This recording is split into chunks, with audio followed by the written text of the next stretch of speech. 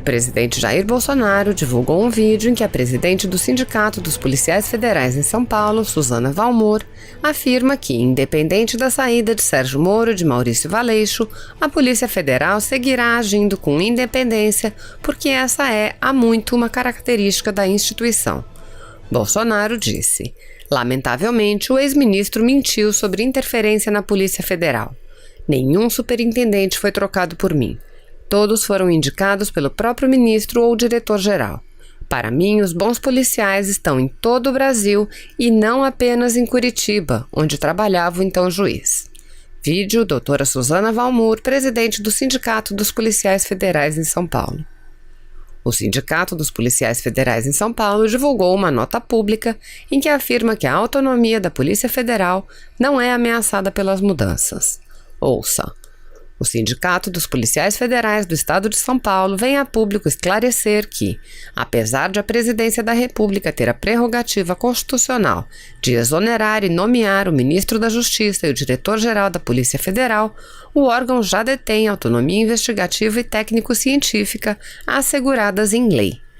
Todas as investigações da Polícia Federal passam pelo crivo do Ministério Público Federal, que é o titular da ação penal e realiza o controle externo da atividade policial, bem como do Poder Judiciário, responsável pelo acompanhamento de inquéritos, autorização de buscas, apreensões, quebras de sigilos telefônicos e outros meios de investigação e, em especial, valoração das provas de autoria e materialidade de todos os crimes apurados.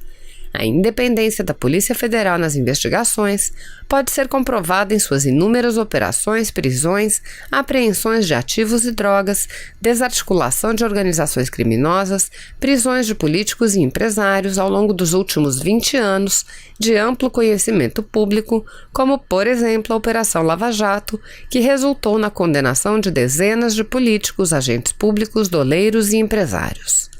A Polícia Federal possui independência financeira desde 1997, estabelecida em regimento interno, e a autonomia orçamentária, em razão de uma portaria do regimento interno em 2016. O Sindicato dos Policiais Federais de São Paulo discorda da posição de outras entidades representativas de policiais que alegam falta de autonomia na Polícia Federal, tentando aproveitar-se do clamor público contra a corrupção para obter apoio para a aprovação de oportunista PEC, que promete uma pseudo-autonomia para a Polícia Federal, que nada mais é que um projeto corporativista para garantir privilégios à parcela de ocupantes de apenas um cargo na Polícia Federal, que conta com a rejeição da maioria dos policiais federais.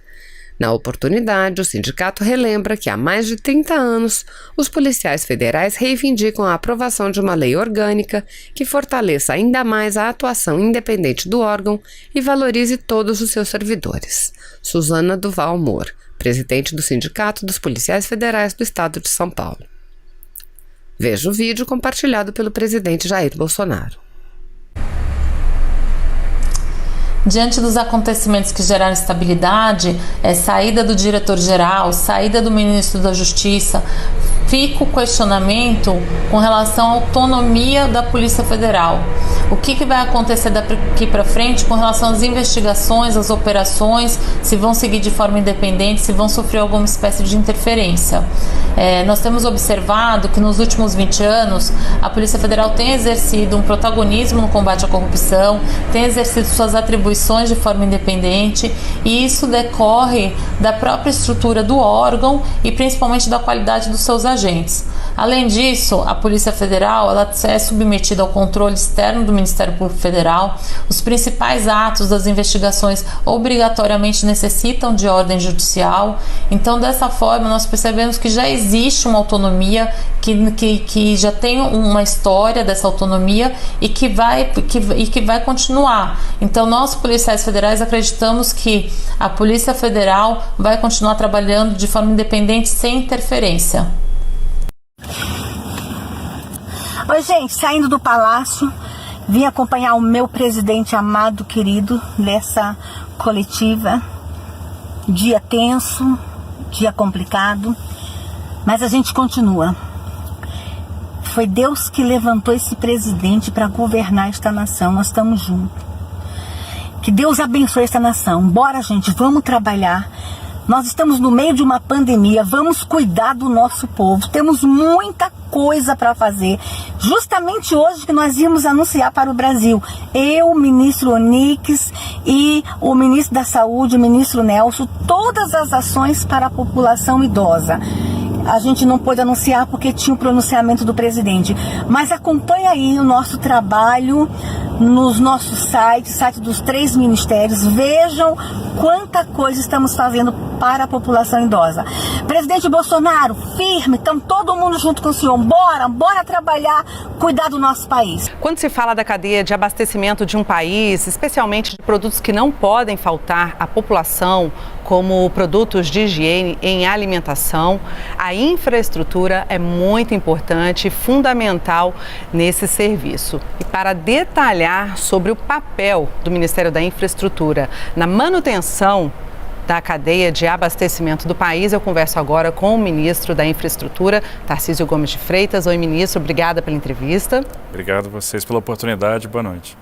Bem, ministro, a gente começa falando sobre a mega operação do Ministério da Infraestrutura para a distribuição de equipamentos, de proteção individual que o governo brasileiro adquiriu, está comprando de outros países, especialmente da China, e que vão chegar aqui ao Brasil. Como é que vai ser feita essa distribuição? Como que o Ministério e o governo estão garantindo que esses produtos cheguem na ponta onde realmente precisam ser usados? Bom, essa operação de transporte dos equipamentos chineses realmente representa um desafio logístico em função do volume de material, em função da competição que existe no mercado internacional por esses mesmos equipamentos. A gente precisa ser rápido, ou seja, parar os aviões lá o quanto antes, assim que a carga for liberada pelas autoridades chinesas, já embarcar.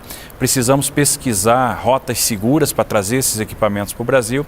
Isso tudo foi feito no momento em que essa compra acontecia. Então hoje a gente já tem empresas contratadas, já temos rotas mapeadas, estamos prontos. Serão mais ou menos entre 6 e 9 semanas de operação.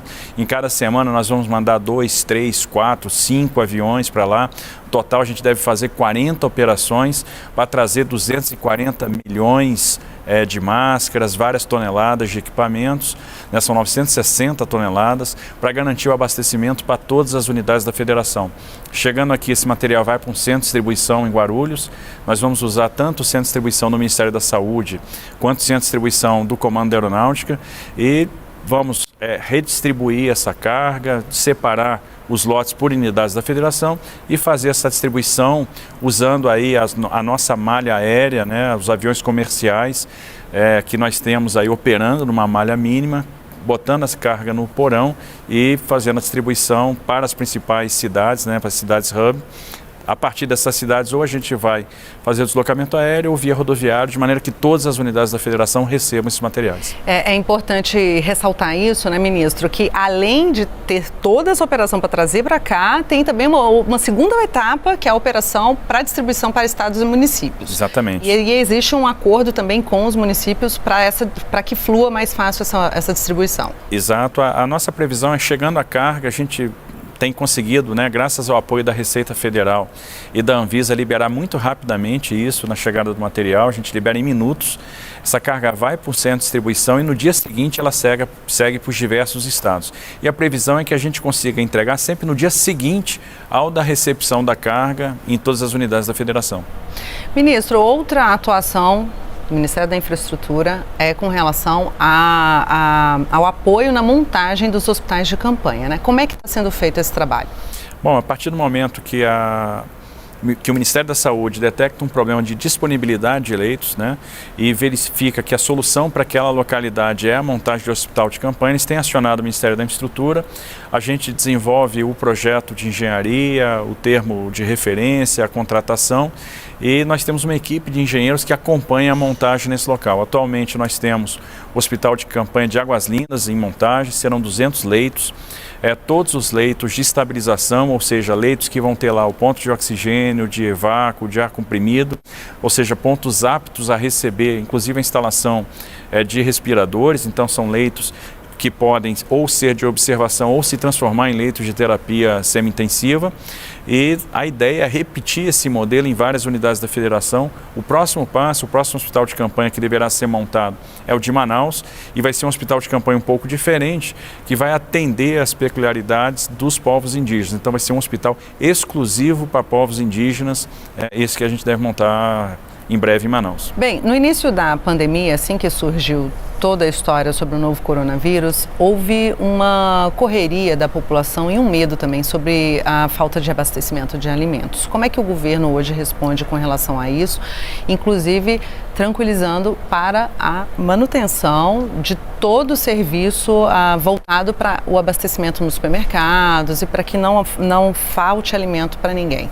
Bom, não há risco de desabastecimento. Eu acho que essa é a principal mensagem, a população pode ficar tranquila. Observe que a gente já vai aí para várias semanas de quarentena, de isolamento, e nós temos conseguido manter as prateleiras abastecidas, os supermercados abastecidos, não está faltando combustível, o gás de cozinha, o medicamento, o insumo para hemodiálise. Então, nós estamos conseguindo fazer a logística funcionar.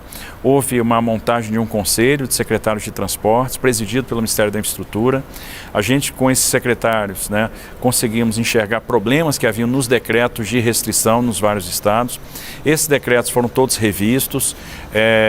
A atividade de transporte de carga ela foi excepcionalizada, bem como as atividades necessárias ao suporte a essa atividade. Então, houve uma facilitação geral, uma facilitação. O que ficou de fora das restrições? A oficina mecânica, a autopeça, a borracharia, o restaurante de beira de estrada, ou seja, aquelas instalações, aquelas estruturas, aqueles comércios que eram necessários para que o transporte rodoviário de carga acontecesse, no caso do transporte intermunicipal, às vezes a gente tinha o operário de uma fábrica importante de alimentos que mora numa cidade, tinha restrição de transporte para outra cidade. Conseguimos também, junto às prefeituras e aos governos dos estados, os fretamentos especiais para garantir que as fábricas de alimento, as fábricas de embalagens, elas funcionassem justamente para garantir esse abastecimento. Houve uma grande cooperação de todos os entes da federação e isso fez com que a logística fosse mantida, tivesse preservada, estivesse funcionando, e a gente consegue então garantir o abastecimento. Não temos problema, não teremos problema. A gente fala muito do setor das estradas, dos transportes rodoviários, mas um outro setor bastante atingido pela pandemia foi o setor aéreo, ministro? O que o Ministério da Infraestrutura tem feito voltado especificamente para o setor aéreo, inclusive no que diz respeito à manutenção de um mínimo de voos para atender às necessidades de quem precisa viajar? Seguramente o setor aéreo foi o mais afetado, Houve uma redução drástica da demanda, uma sequência de cancelamentos de viagens. Nós conseguimos editar uma medida provisória que estabeleceu o diferimento de pagamento de tarifas aeroportuárias, também um prazo maior para devoluções em dinheiro de passagens, então isso preservou o fluxo de caixa. A gente está trabalhando com as empresas aéreas na estruturação de uma malha mínima, onde nós vamos ter determinados segmentos, determinadas origens e destinos que vão ser atribuídos a uma companhia.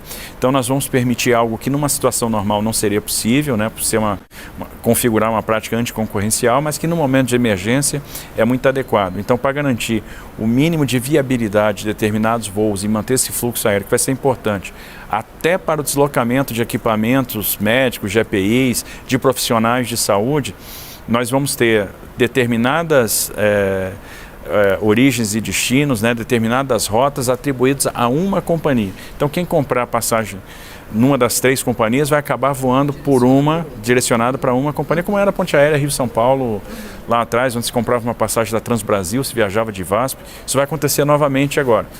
O usuário, o passageiro vai comprar uma passagem na Azul e vai viajar de Latam, vai comprar uma passagem de Gol, vai viajar de Azul.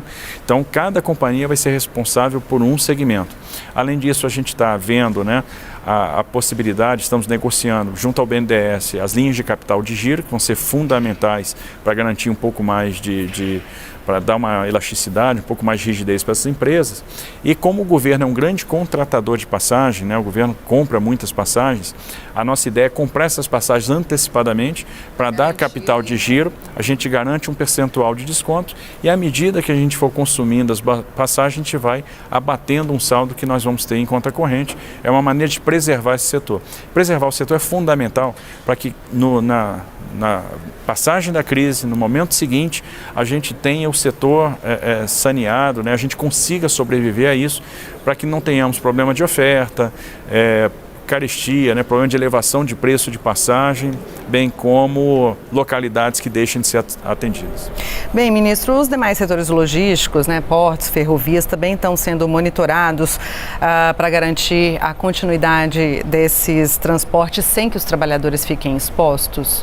Também estamos tomando uma série de medidas, posso citar a MP 945, que trata da saúde do portuário, onde nós estamos afastando portuários vulneráveis, né? Esses portuários eles estão ficando de fora das escalas de trabalho. Viemos com a escalação eletrônica, que é uma medida para evitar aglomeração. Além disso, os portos estão investindo em triagem médica, EPIs.